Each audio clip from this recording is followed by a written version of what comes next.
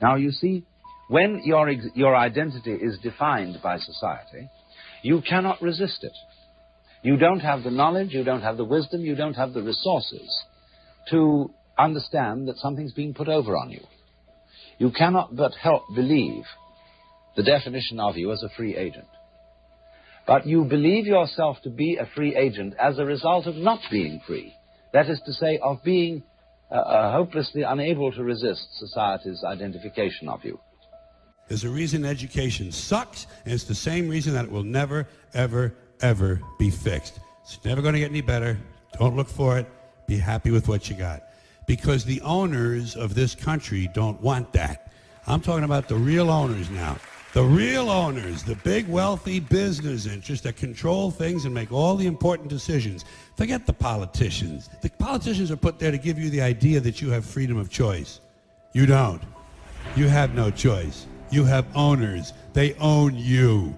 They own everything. They own all the important land. They own and control the corporations. They've long since bought and paid for the Senate, the Congress, the state houses, the city halls. They got the judges in their back pockets. And they own all the big media companies, so they control just about all of the news and information you get to hear. They got you by the balls. They spend billions of dollars every year lobbying to get what they want.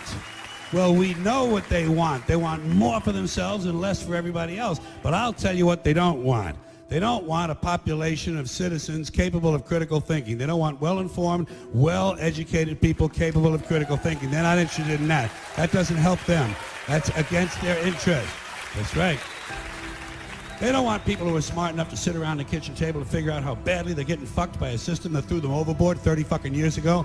They don't want that. You know what they want? They want obedient workers. Obedient workers. People who are just smart enough to run the machines and do the paperwork, and just dumb enough to passively accept all these increasingly shittier jobs with the lower pay, the longer hours, the reduced benefits, the end of overtime, and the vanishing pension that disappears the minute you go to collect it. And now they're coming for your Social Security money. They want your fucking retirement money. They want it back, so they can give it to their criminal friends on Wall Street. And you know something? They'll get it. They'll get it all from you sooner or later, because they own this fucking place. It's a big club, and you ain't in it.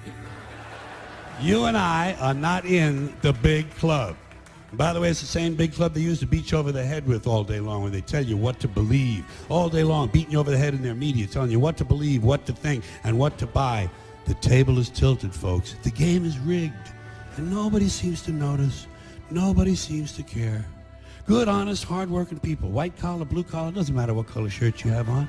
Good, honest, hard-working people continue. These are people of modest means. Continue to elect these rich cocksuckers who don't give a fuck about them. They don't give a fuck about you. They don't give a fuck about you. They don't care about you at all. At all. At all. Yeah. You know? And nobody seems to notice, nobody seems to care. That's what the owners count on, the fact that Americans will probably remain willfully ignorant of the big red, white, and blue dick that's being jammed up their assholes every day. Because the owners of this country know the truth. It's called the American dream, because you have to be asleep to believe it.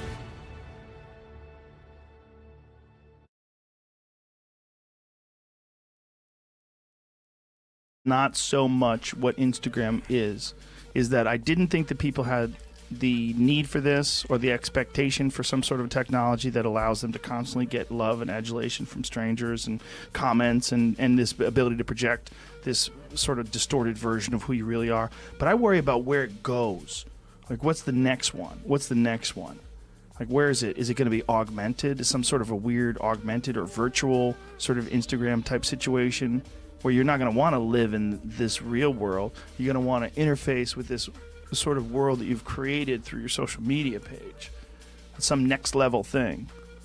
Go live in the simulation. Yeah, I mean, in the simulation. Some Ready Player One type shit that's real. And how connected and interconnected is this technology going to be in our life? It will be, at some point, indistinguishable from reality. Where we'll lose this. We'll lose this. Like, you and I are just looking at each other through our eyes. I see you, you see me. I hope. You think so? I think you probably have regular eyes. This could be some simulation. It could. Do you entertain that? In my mind, like the strongest argument for us being in a simulation, probably being in a simulation, I think is the following. That 40 years ago, we had Pong, like 2 rectangles and a dot. That was what games were. Now, 40 years later, we have photorealistic 3D simulations with millions of people playing simultaneously, and it's getting better every year.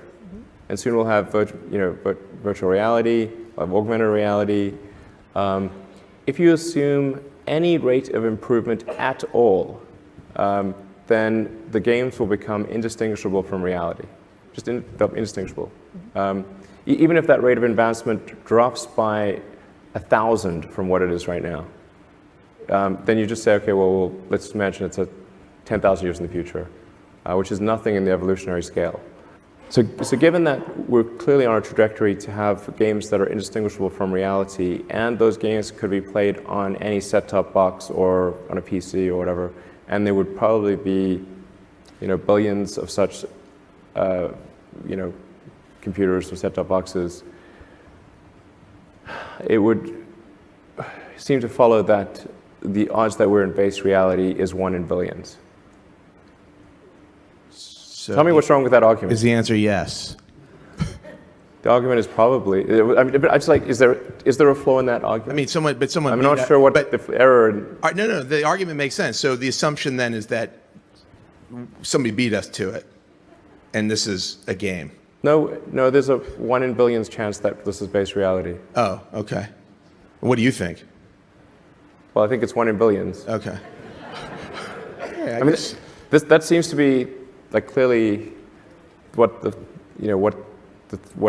suggests. Right. And actually, I mean, arguably, we should hope that that's true, because otherwise, if civilization stops advancing, then that may be due to some calamitous event that erases civilization. So maybe we should be hopeful that this is a simulation, because otherwise... Because they could reboot it. Well, otherwise, either we're going to create simulations that are indistinguishable from reality, or civilization will cease to exist. Those are the 2 options.